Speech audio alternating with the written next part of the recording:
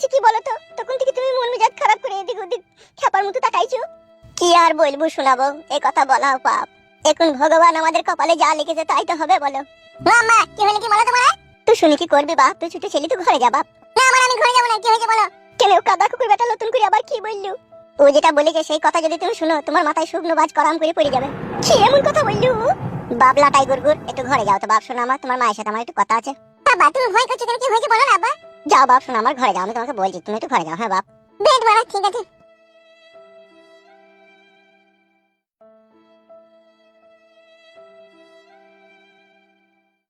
বসো শোনাবো। কি বললি এমএলএ সাহেব? আমি এমএলএ সাহেবকে বললাম যে আমার বউয়ের সাথে তোমার আর কোনো খারাপ সম্পর্ক রাখা যাবে না। আমার ছেলে হয়ে গেছে, অসুবিধা হচ্ছে। তুমি যে 2 লাখ টাকাটা পাও সেটা আমি তোমাকে দিয়ে দেবো। আর শুনি ও সুইরের বাচ্চা কি বললো জানো বউ? কি বললো? বলছে বে সুইরের বাচ্চা, বুকাচুদা, শালা হারামি, অমানুষের বাচ্চা। তোর বউয়ের সাথে যদি আমি সহবাস না করতে পাই, তুই যে 2 লাখ টাকাটা লিয়েছিস, ওই 2 লাখ টাকাটা সুদে আসলে 22 লাখ টাকা হয়েছে। তুই 22 লাখ টাকা দিবি। এ কি বলছো তুমি? তাই তো বললে এমএলএ সাহেব, শালা সুইরের বাচ্চা। তাহলে এখন কি হবে? এখন এমএলএ সাহেব সুইরের বাচ্চা খুবই একটা কথা বলেছে, যে কথাটা না শুনলে আমাদেরকে 22 লাখ টাকা দিতেই হবে, নাহলে আর কোনো উপায় নেই। কি বলেছে কি ও? সপ্তাহে একবার তোমাকে পার্টি অফিসে যেতে হবে। তাও আবার তোমাকে একা যেতে হবে। ও 1 ঘন্টা করে তোমার সাথে মদ ফদ খেয়ে ও মজ মস্তি করবে। আর যদি না যাও তাহলে 22 লাখ টাকাটা জোর জবরদস্তি করে আদায় করে নেবে। কেঁদো না তুমি, তুমি কাঁদলে আমার আর সহ্য হয় না গো। কেঁদো না তুমি। কিন্তু বউ, আমার এই ভুলের জন্য আজকে তোমার এই অবস্থা। আমি কি করে সহ্য করবো বউ? দেখো আমার মুখ পানে তুমি তাকাও। দেখো, স্বামী আর স্ত্রী বানাই যে জন মিস্ত্রি, সে বড় কঠিন কারিগর। তাই নিশ্চয়ই সে আমাদের দুজনকে বানানোর আগে সেই সিদ্ধান্ত করেছিল যে আমাদের জীবনের সাথে এই ঘটবে। সেই জন্য হয়তো ঘটছে। মন খারাপ করো না তুমি, মন খারাপ করো না। তুমি আমার স্বামী, আমি তোমার জন্য আমার জীবনে সবকিছু করতে পারবো গো।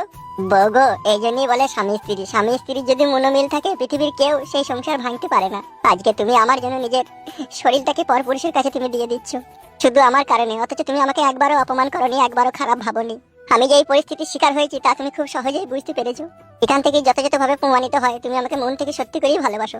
আর এইভাবেই তোমাকে সারা জীবন আমি ভালোবেসে যাব। তোমাকে আমি কারো কাছে কখনো অপমানিত হতে দেবো না। ওরে আমার সোনা বউ রে, ভগবান তোমাকে দীর্ঘ আয়ু দান করুক, সারা জীবন তুমি বেঁচে থাকো। এক এক সময় ইচ্ছা হয় বউ তোমার ওই পা ধুয়ে আমি পানি খাই 1 গ্লাস। ছি ছি, ও কথা বলো না গো, আমার গুনাহ হবে। তুমি যদি এরকম কথা বলো, আমার মৃত্যুর পর আমি ভগবানের কাছে কোনো ঠাঁই পাবো না গো। তার কারণ ভগবানের পরের সম্পত্তি হচ্ছে স্বামী, আর স্বামী তার কাছে ভগবানের মতনই লাগে। আর সেই ভগবান যদি আমার পা ধুয়ে পানি খায়, আমি যে পাপের সাগরে ডুবে যাবো গো। রে আমার সোনা পাখি বউ রে, তোমার এই কথা শুনে আমার হৃদয়ের স্পন্দন টুকরো টুকরো হয়ে গেল কাচের মতো। আর একটাও আমার ঘরে বউ রয়েছে, সে মাগে সব সময় পরকিয়া করছে, আর কিছু বলতে গেলে আমাকে চোটপাট দেখাইছে। আর স্বামী বলেও একবারও মানছে না। শুধু এখান থেকে বোঝা যায় যে সেও মেয়ে, তুমিও মেয়ে, কিন্তু মেয়েদের মধ্যে কত পার্থক্য থাকে। সে তো মেয়ে নয়, সে ডাইনি। সে তোমাকে খেতে এসে। ঠিকই বলেছো বউ, ডাইনি বটে সে, রাক্ষসী। এক্ষুনি আমি রাস্তা দিয়ে এইদিকে আসছিলাম, সেই উৎপল মাতালকে চিনো তো? উৎপল মাতালকে? হ্যাঁ চিনি। গেরা করি সবসময় খালি গায়ে থাকে সেই লোকটা তো? হ্যাঁ হ্যাঁ বউ, হ্যাঁ হ্যাঁ। মদও তো খাই, 24 ঘন্টা মদ খেয়ে পড়ে থাকে কেন সেখানে? হ্যাঁ বউ, ঠিক ধরেছো তুমি। ওর সাথে দেখছিলাম রাস্তার মাঝখানে ছোট মাকে হেলিয়ে ডলিয়ে হেসে খেলে নোংরা কথাবার্তা বলছিল, সহবাসের কথাবার্তা। এই মা, কি বলছো গো তুমি? হ্যাঁ বউ, আমি নিজের চোখে দেখলাম। এমনকি কাছেও গিয়ে বললাম যে আরে এসব কি হচ্ছে কি রে তোদের? তখন কথাটা হরাম করে উল্টেই দিল। বলছে কিছুই করিনি, এমনি দাঁড়িয়ে দাঁড়িয়ে গল্প করছি। ও আমার একটু ভাই সম্পর্কে হয় সেই জন্য। আর আমি নিজের কানে শুনলাম, বুঝলাম বউ রাত্রে লাগাবার কথা বলছিল। আর কাছে যেতেই কথাটা উল্টে দিল, দিয়ে বলছে এমনি কথা বলছিলাম, গল্প করছিলাম। আর ওই শালা আবার বলছে তোমরা আমার মানুষের সাথে মানুষ কথা বললে এত খারাপ ভাবো কেন তুমি? তাইলে বুঝো বউ, তাইলে চিন্তা করো বউ, দুজনাতে তলায় তলায় গর্ত করছি এক জায়গায় শুবে বলে। আর কাছে যেতেই তখন বলছি না গর্ত খুঁড়িনি তো, আমরা এমনি এরো দাঁড়িয়ে কথা বলছি। তাহলে ওই মেয়ে আমার জীবনে কি করছে তুমি তাহলে বুঝতে পারছো বউ? তুমি আর ওই ঢেমুনের কাছে যেও না, ওকে আমার অবিশ্বাস লাগছে। এখন কোন সময় তোমাকে কিছু বিষ খাই মেরে দিতেও তো পারে। ওর যা মনোভাব এখন। সেটা দিতে আর কই সময় লাগবে? সেটা দিতে আর সময় লাগবে না। ও যখন স্বামীকেই মানে না, স্বামী থেকেও পরকিয়া করছি, তখন আরো বিষ খাই দিতে মেরে দিতেও পারবে। সেই জন্যই কথাতে বলে বউ সবাই হইতে পারে না।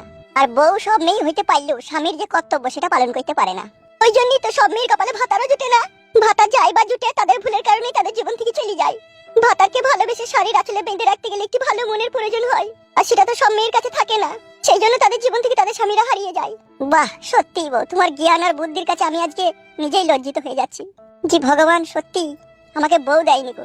এক আসমানের কোণে থাকা এমনই এক ঝলমলে মণিমাণিক্য তারা, যা তার আলোতে আমার গোটা ঘর আলোকিত হয়ে যাচ্ছে। তুলনাহীন, তোমার কোনো তুলনা নেই গো বউ। থাক, আর ওভাবে বলতে হবে না। তুমি বসো, আমি তোমার লেগে একটু লেবু শরবত করে আনি ঘরে থেকে। লেবু শরবত? হ্যাঁ, তুমি অনেকক্ষণ থেকে কথা বলে বলে তোমার গলা শুকিয়ে গেছে, তাই আমি একটু লেবু শরবত করে আনি। ওরে আমার সোনা বউ রে, যাও যাও বউ যাও।